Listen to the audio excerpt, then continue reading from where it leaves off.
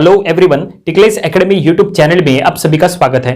आज के वीडियो में मैक्सिमम पावर ट्रांसफर थ्योरम ये टॉपिक को हम आगे बढ़ाएंगे और आज हम इसका थर्ड प्रॉब्लम सॉल्व करेंगे। तो देखिए, जो प्रॉब्लम आज हमें सॉल्व करना है वो आपके सामने है। क्वेश्चन में क्या लिखा है हम पढ़ेंगे। क्वेश्चन में लिखा है determine the value of ZL in the network shown in figure so that the maximum power can be drawn by it from source, calculate the value of this maximum power. तो चलो हम ये problem solve करेंगे और ये problem solve करने का technique बिल्कुल वैसा ही रहेगा जैसा हमने इसके पहले के प्रॉब्लम्स में यूज किए थे। कोई भी मैक्सिमम पावर ट्रांसफर थ्योरम का प्रॉब्लम सॉल्व करते समय आपको थेवेनिन थ्योरम की जानकारी होना चाहिए। इसके पहले ऑलरेडी हमने थेवेनिन थ्योरम के ऊपर नंबर ऑफ वीडियोस बनाए थे, वो वीडियोस आप देख लीजिएगा। थेवेनिन थ्योरम का पूरा कॉन्सेप्ट आपका क्लियर हो जाएगा, क्योंकि थेवेनिन थ्योरम के स्टेप्स आपको यहां पे रिपीट करना होता है। हर थेवेनिन थ्योरम के प्रॉब्लम में हमने दो चीजें निकाले थे। पहला था ZTH, दूसरा था VTH। ZTH देखो हमने पहले फाइंड आउट किए थे, दैट इज ZTH, और फिर हमने फाइंड आउट किए थे VTH। ये हमने थेवेनिन थ्योरम में हर प्रॉब्लम में सॉल्व किए थे। ZTH माने थेवेनिन इक्विवेलेंट इंपीडेंस, VTH माने थेवेनिन इक्विवेलेंट वोल्टेज। तो ये दोनों चीजें यहां भी निकालना पड़ेगा, देन आफ्टर ये प्रॉब्लम सॉल्व होता है। और सॉल्व करते समय हमें मैक्सिमम पावर भी फाइंड आउट करना है। देखो क्वेश्चन में लिखा है कि also calculate the maximum power.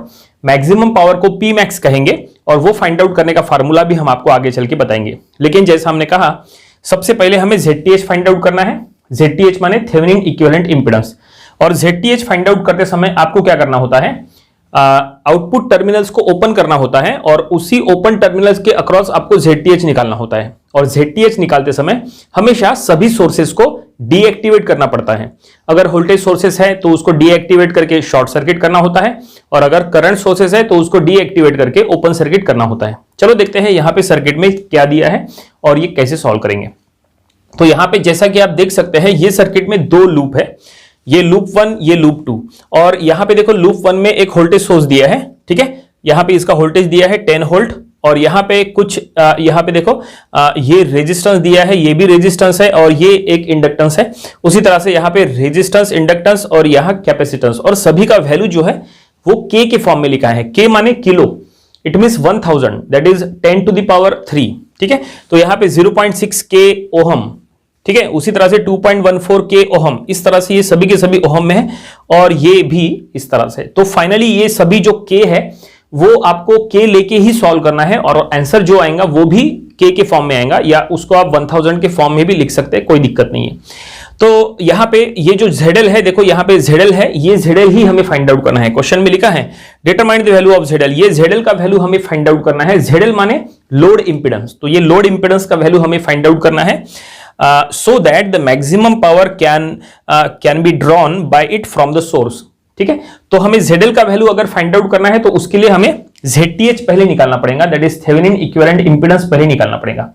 तो चलो ZTH निकालेंगे, ZTH से हमें ZL मिल जाएगा, और एक बार ZL मिल गया तो फिर पावर फाइंड आउट करने के लिए हमें VTH की जरूरत पड़ेगी, ठीक है।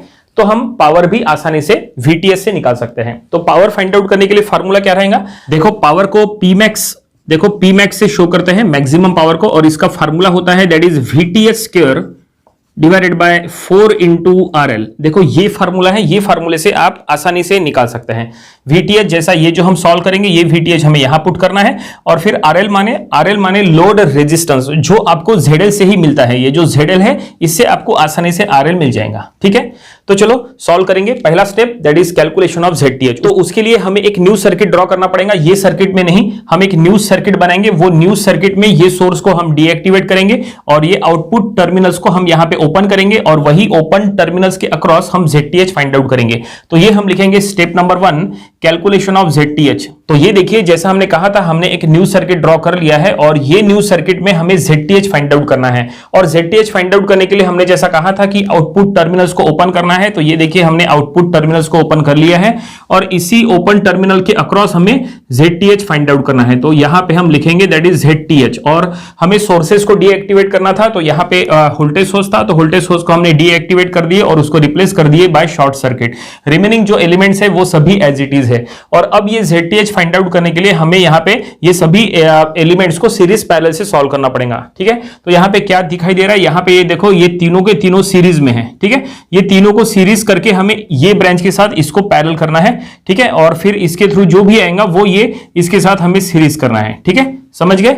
ओके, तो ये सीरीज, फिर ये इसके साथ पैरेलल और फिर ये इसके साथ सीरीज हो जाएगा। तो देखो हम यहाँ पे ZTH का डायरेक्टली फार्मूला हम यहाँ पे लिख लेंगे, तो ये हो जाएगा that is ZTH equals to, तो सबसे पहले जैसा हमने कहा ये तीनों को सीरीज, तो ये हम लिखेंगे 0.6 प्लस 2.14 प्लस J0.1, ठीक है। और इसको पैरेलल करना है तो यहां पे हम सिंबल लगा देंगे, देखो पैरेलल का सिंबल हमने लगा दिए, माइनस J16.1 के साथ हमें इसको पैरेलल करना है तो हम यहां पे लिखेंगे माइनस J16.1, ठीक है। और फिर इसको इसके साथ सीरीज करना है तो यहां पे हम लिखेंगे प्लस, देखो ये पूरा जो कॉम्बिनेशन है वो हमें सीरीज करना है, तो यहां पे हम इसको बड़े ब्रैकेट में दे देंगे और ये पूरा कॉम्बिनेशन हम इसके साथ सीरीज करेंगे, that is 2.14 plus J of 0.1 के साथ हम सीरीज करेंगे। ये देखो ये जैसा हमने पूरा ब्रैकेट के बाहर यहाँ पे K लिखा है, देखो हम यहाँ पे K लिखते हैं, ठीक है, चलेगा। ये K जो है वो इसको भी एप्लीकेबल है और इसको भी एप्लीकेबल है, और यहाँ पे भी ये ब्रैकेट के बाहर हम K लिखेंगे, ठीक है, ऐसा लिख लेंगे ताकि वो पूरे के लिए कॉमन हो जाए इस तरह से। और अब हमें इसको पैरेलली सॉल्व करना है, तो ये पैरेलली सॉल्व करने के लिए ये इंपीडेंस इनटू ये impedance that is Z1 into Z2 divide by Z1 plus Z2, जो कि पैरेलली सॉल्व करने का तरीका होता है, ठीक है। और फिर इसको इसके साथ ऐड करना है, तो ये हम लिखेंगे दैट इज देखो यहां से लिखेंगे, तो ये ऐड करते समय 0.6 और 2.14 ये दोनों को सीधा सीधा ऐड कर लो तो ये हो जाएगा 2.74, तो हम लिखेंगे 2.74 प्लस J ऑफ 0.1, ठीक है, into that is minus J of 16.1 divided by फिर 2.74 plus J of 0.1 minus J of 16.1, इस तरह से, ठीक है। न्यूमरेटर डिनोमिनेटर हमने यहाँ पे सेट कर दिए। हमने क्या किए, दो इंपेडेंस से जब कभी भी पैरेलल में होते हैं तो जो रूल अप्लाई करते हैं हमने वही अप्लाई किए हैं, that is Z1 into Z2 divide by Z1 plus Z2, इस तरह से, ठीक है, ये दोनों को पैरेलली। और अब इसको हमें इसमें ऐड करना है, तो यहाँ पे सबसे पहले हम बाहर में लिख लेंगे K और इसमें लिख लेंगे plus that is 2.14 plus J of 0.1 K, ठीक है। इस तरह से हमने यहाँ पे ब्रैकेट दे दिए और ब्रैकेट के बाहर हमने K भी लिख लिए, देखो। और अब ये पूरा कैलकुलेशन कैलकुलेटर में करना है, और ये कैलकुलेशन करने के लिए आपको कैलकुलेटर में कॉम्प्लेक्स मोड का यूज करना है। कैलकुलेटर में जब आप इसको सॉल्व करोगे तो इसका आंसर आएगा, देखो हमने इसको पहले से ही सॉल्व करा के रख लिया है, तो ये आंसर आएगा 4.835। हम इसको J के फॉर्म में लिख रहे हैं, ठीक है, तो ये हो गया 4.835 माइनस J ऑफ, ये हमने ऑलरेडी सॉल्व करके रखा था, दैट इज 0.26 J, तो ये हम लिखेंगे J ऑफ 0.26 और बाहर में हम लिख लेंगे K, ठीक है। और हम इसको ओहम में लिख लेंगे, तो ये हमें क्या मिल गया, ये हमें ZTH यहां पे मिल गया। इट मीन स्टेप नंबर 1 के थ्रू हमें जो सॉल्व करना था वो तो हमने सॉल्व कर लिया है, लेकिन ZTH निकालने से कुछ नहीं होगा। हमने आपको स्टार्टिंग में कहा था ZTH से आपको ZL मिलने वाला है, तो चलो अब ये ZTH से ZL हम फाइंड आउट करेंगे, दैट इज लोड इंपेडेंस। और ये ZL कैसे फाइंड आउट करेंगे, ZL फाइंड आउट करने के लिए आपको ये ZTH का कॉम्प्लेक्स कॉन्जुगेट करना होता है, ठीक है। और कॉम्प्लेक्स कॉन्जुगेट करना काफी आसान है, उसमें सिर्फ क्या करना है, ये देखो ये J के सामने जो माइनस है उसका साइन आपको चेंज करना है, अगर माइनस है तो प्लस करना है, प्लस है तो माइनस करना है, ठीक है। अभी यहां पे ये जो ZTH है इसमें J के सामने माइनस है, अगर हम ये माइनस को प्लस कर लेंगे तो वो उसका कॉम्प्लेक्स कॉन्जुगेट बन जाएगा और वही हमारा ZL बन जाएगा। और एक बार हमें ZL मिल गया तो समझ लो यहां पे जो फाइंड आउट करने के लिए कहा था determine the value of ZL, ये वही है, ठीक है। लेकिन प्रॉब्लम कंप्लीट नहीं होगा, क्योंकि फिर हमें क्या करना है, ZL से जो हमें ZL मिलेगा, ZL से हमें RL फाइंड आउट करना है, दैट इज लोड रेजिस्टेंस। वो इसीलिए क्योंकि RL हमें यहां पे पुट करना है, ये देखो हमने यहां पे फार्मूला बताए थे P मैक्स का, मैक्सिमम पावर का, तो ये फार्मूले में यहां पे RL यूज करना है, तो ये RL हमें ZL से मिलने वाला है। तो ये हम लिखेंगे फॉर मैक्सिमम पावर के लिए हमें ZL चाहिए, तो फॉर मैक्सिमम पावर ZL कितना रहेगा, तो ZL is the complex conjugate of ZTH। देखो ZTH के ऊपर आपको यहां लगाना है स्टार, देखो ZTH के ऊपर star, it means complex conjugate of ZTH is the value of ZL, ठीक है, ओके। तो चलो अब हम यहां पे वैल्यूज पुट अप करेंगे, काफी सिंपल है। ZL equals to complex conjugate करना है, तो ये ZTH हम यहां पे लिख लेंगे 4.835 माइनस J ऑफ 0.26 K, और इसका हमें क्या करना है, कॉम्प्लेक्स कॉन्जुगेट करना है। देखो यहां पे हमने ऊपर में स्टार लिख दिए हैं, ZTH हमने अंदर लिखे और ऊपर में स्टार, तो चलो हम इसका कॉम्प्लेक्स कॉन्जुगेट कर लेंगे। देयरफॉर ZL ये हो जाएगा that is 4.835 plus J of 0.26 K, ठीक है। तो ये बन गया और इसके सामने हम लगा देंगे ओहम, ठीक है, क्योंकि वो इंपेडेंस है। और ये देखिए फाइनली हमने कॉम्प्लेक्स कॉन्जुगेट कर लिए। देखो यहाँ पे K था लेकिन यहाँ पे हमने K नहीं लिखे, तो वो हम यहाँ पे K लिख लेंगे। तो ये बहुत इंपॉर्टेंट है, अगर आपने K एग्जाम में नहीं लिखे तो मार्क्स कट हो सकते हैं, तो ये K लिखना जरूरी है। या तो आप K की जगह इंटू 10⁻³ ऐसा भी लिख सकते हैं, जैसा हमने स्टार्टिंग में कहा। तो फाइनली क्वेश्चन में जो ZL फाइंड आउट करने के लिए कहा था, वो ये ZL हमने फाइंड आउट कर लिए। इसी के थ्रू हमें मैक्सिमम पावर मिलने वाला है, ठीक है। और अब ये ZL हमने जैसा कहा था कि ZL से हमें RL मिलेगा, लोड रेजिस्टेंस RL। तो देखो अब हमें यहां से RL मिल जाएगा। तो ये जो पहला टर्म है, देखो ये जो पहला टर्म है यही है RL, और ये जो दूसरा टर्म है ये है XL, ठीक है। तो ये जो पहला है ये है RL और ये दूसरा है XL, क्योंकि R और X को मिला के ही Z बनता है, ठीक है। तो ये है RL, तो ये हम यहां पे लिख लेंगे therefore RL इक्वल्स टू 4.835। और RL का यूज क्या है वो हमने आपको बताए थे स्टार्टिंग में। RL का यूज करके आप maximum power Pmax find out करने वाले हैं। देखो ये Pmax फाइंड आउट करने के लिए यहाँ पे RL का वैल्यू पुट करना होता है, तो RL हमने यहाँ पे लिख लिए। लेकिन देखो फिर से यहाँ पे एक गलती हो गई हमसे, जो K है वो हमने यहाँ पे मिस कर दिए, तो यहाँ पे हमें फिर से K लिखना है।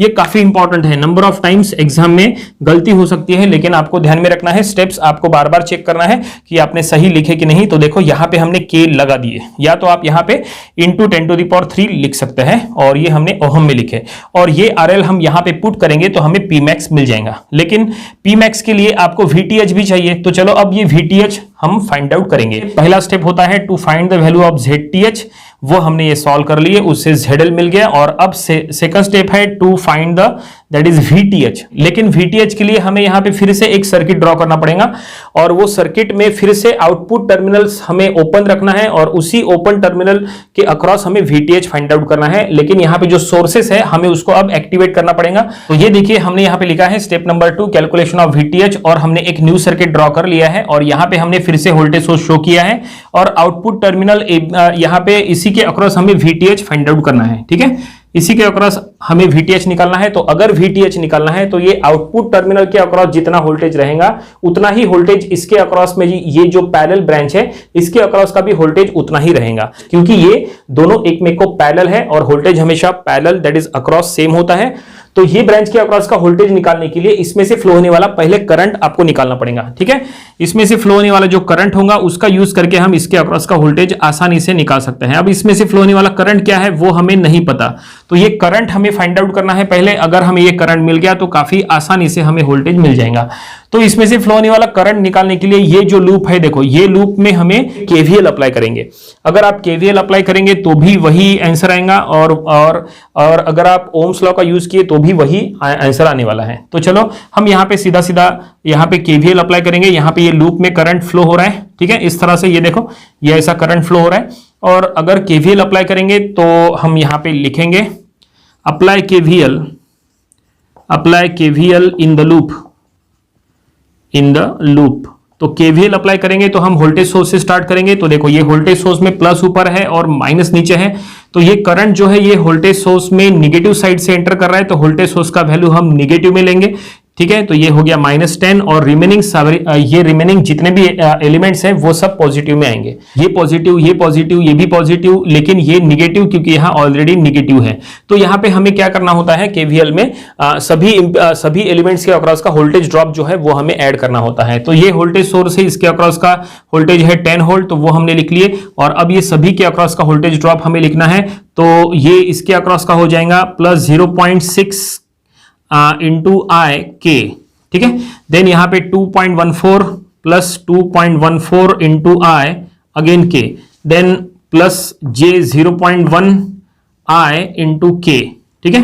देन यहाँ पे ये -J16.1 I into K equals to 0। देखो हमने यहाँ पे सभी एलिमेंट्स ले लिया है। इसके अक्रॉस का वोल्टेज ड्रॉप ये है, ठीक है, इसके अक्रॉस का वोल्टेज ड्रॉप ये है, उसी तरह से इन दोनों के अक्रॉस का वोल्टेज ड्रॉप भी हमने लिख लिए। Voltage drop it means indirectly voltage find out करने का formula V equals to I into R, या फिर बोलो I इंटू Z। तो वही हमने यहाँ पे किया है, और ये सभी में हमने K अप्लाई किए हैं क्योंकि वो शो करना इंपॉर्टेंट है। और अब बस इसको सॉल्व कर लो, यहाँ से आपको I मिलने वाला है, ठीक है।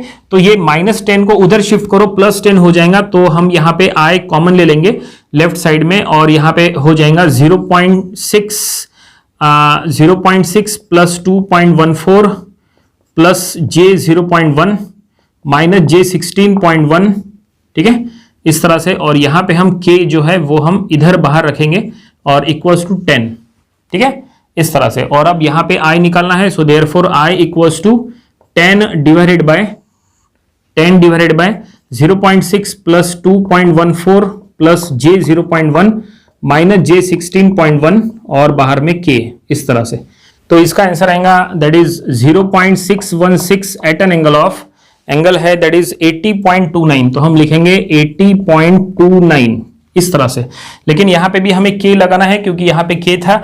लेकिन अब देखो यहां पे इंपॉर्टेंट ट्विस्ट क्या है, नंबर ऑफ स्टूडेंट्स अब यहां पे गलती करेंगे, ठीक है। अभी तक हमने जो भी सॉल्व किया है वहां पे हर जगह हमने K लिखा है, लेकिन देखो यहां पे जो K है वो डिनोमिनेटर में है। देखो यहां पे जो करंट का फार्मूला है, current I equals to V by Z के फॉर्म में जो है ये, यहां पे देखो डिनोमिनेटर में K है जबकि न्यूमरेटर में K नहीं है। अगर आप K की जगह 10 टू द पावर 3 पुट करोगे तो आंसर में इतना आने के बाद इंटू 10 टू द पावर -3 ऐसा जरूर आएगा, ठीक है, क्योंकि ये K जो है वो डिनोमिनेटर में है। जब इसको सॉल्व करेंगे तो फिर ये न्यूमरेटर में चले जाएगा। It means 10 to the power 3 जब न्यूमरेटर में जाएगा तो वो हो जाएगा 10 टू द पावर -3, ठीक है। तो यहां पे हमें अब लिखना है इनटू, यहां पे हम लिखेंगे इनटू 10 टू द पावर -3 और अब यहां पे हम लिखेंगे एम्पियर। तो देखिए ये एक इंपॉर्टेंट है, ये बहुत बड़ा ट्विस्ट है क्योंकि यहां पे नंबर ऑफ स्टूडेंट्स गलती करते हैं और यहां पे भी K लिख लेते हैं। अगर आप यहां पे K लिखेंगे तो वो 101% रॉन्ग हो जाएगा। आपको K नहीं लिखना है, आपको K इनवर्स, लेकिन आप K इनवर्स ऐसा तो लिख नहीं सकते, यहां पे आपको इंटू 10 टू द पावर -3 ऐसा ही लिखना पड़ेगा, ठीक है। ये सबसे इंपॉर्टेंट है, तो वो हमने ये लिख लिए। तो यहां पे करंट हमने फाइंड आउट कर ली। हमने जैसा कहा था कि करंट हमें चाहिए, करंट का यूज करके आप आसानी से VTH फाइंड आउट कर सकते हैं। तो ये हमें करंट मिल गया, ये करंट लूप करंट है और यही करंट ये ब्रांच में से फ्लो हो रहा है। देखो ये जो कैपेसिटेंस यहां लगा है इसी में से ये करंट फ्लो हो रहा है और अब इसके अक्रॉस का वोल्टेज हम आसानी से निकाल सकते हैं ये करंट का यूज करके। तो चलो वोल्टेज हम फाइंड आउट करेंगे। वोल्टेज फाइंड आउट करने का formula V equals to I into R या फिर बोलो I इंटू Z। तो इसके अक्रॉस का इंपेडेंस है माइनस J 16.1 K और इसमें से फ्लो होने वाला करंट हमें मिल गया। तो चलो ये दोनों को मल्टीप्लाई करेंगे और VTH फाइंड आउट करेंगे। तो देयरफॉर हम यहां पे लिखेंगे देयरफॉर VTH इक्वल्स टू क्या करना है I इंटू माइनस J 16.1, ठीक है, ये दोनों को मल्टीप्लाई करना है। लेकिन यहां पे K भी है तो हम यहां पे लिख लेंगे K, ओके।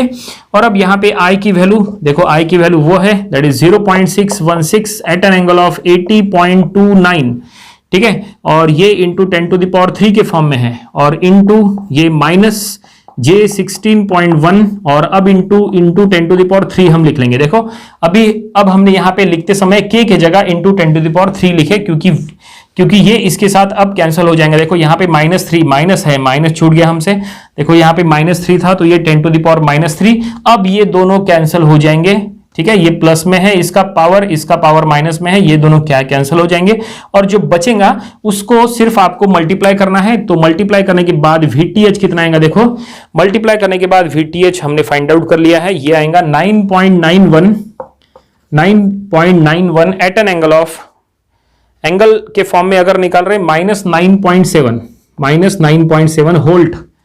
तो फाइनली हमें VTH मिल गया। इसका मतलब स्टेप नंबर 2 कंप्लीट हो गया। स्टेप नंबर 2 के थ्रू हमने कहा था VTH निकालो, तो ये हमने VTH फाइंड आउट कर लिए।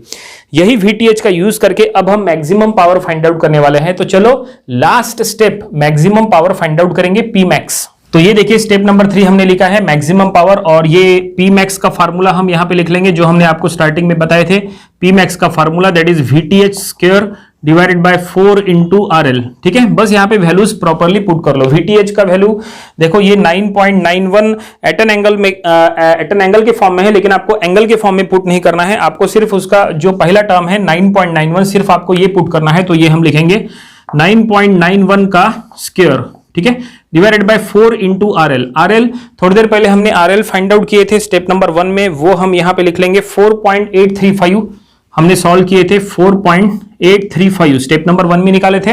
लेकिन ये जो वैल्यू हमने फाइंड आउट किए थे वो K के फॉर्म में था, तो हम यहाँ पे K के फॉर्म में लिखेंगे। इट मींस हम यहाँ पे इंटू 10 टू द पावर 3 लिख लेंगे, ठीक है। यहां पे देखो न्यूमरेटर में k नहीं है, लेकिन अब डिनोमिनेटर में k का वैल्यू आ गया। अब यहां पे हमने इंटू 10 टू द पावर 3 इसलिए लिखे क्योंकि जो सॉल्व होगा वो इंटू 10 टू द पावर -3 के फॉर्म में आएगा, क्योंकि ये डिनोमिनेटर में है। जब ये इसको सॉल्व करेंगे तो ये न्यूमरेटर में जाएगा और वो इंटू 10 टू द पावर -3 हो जाएगा। बस इसको कैलकुलेटर में पुट करो तो इसका आंसर आएगा 5.0779। तो हम लिखेंगे 5.0779 और ये ऊपर जाएगा तो ये हो गया इंटू 10 टू द पावर -3। इस तरह से ये हमने P max फाइंड आउट कर लिए। अब ये इंटू 10 टू द पावर -3 है तो यहां पे आप इसको मिली ऐसा भी लिख सकते हैं।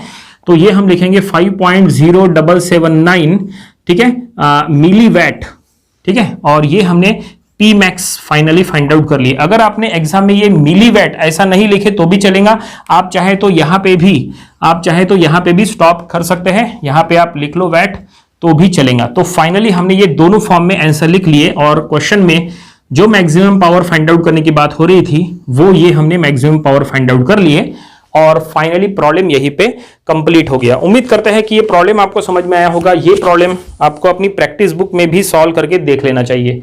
ये था मैक्सिमम पावर ट्रांसफर थ्योरम, ये टॉपिक का प्रॉब्लम नंबर 3। इसके पहले जो हमने इसके 2 प्रॉब्लम्स लिए थे वो भी आपको स्टडी कर लेना चाहिए और इसके आने वाले वीडियोस में हम इसके और भी नंबर ऑफ प्रॉब्लम्स कवर करेंगे ताकि इसकी अच्छी खासी प्रैक्टिस हो जाए। तो मिलते हैं नेक्स्ट वीडियो में। Thank you very much.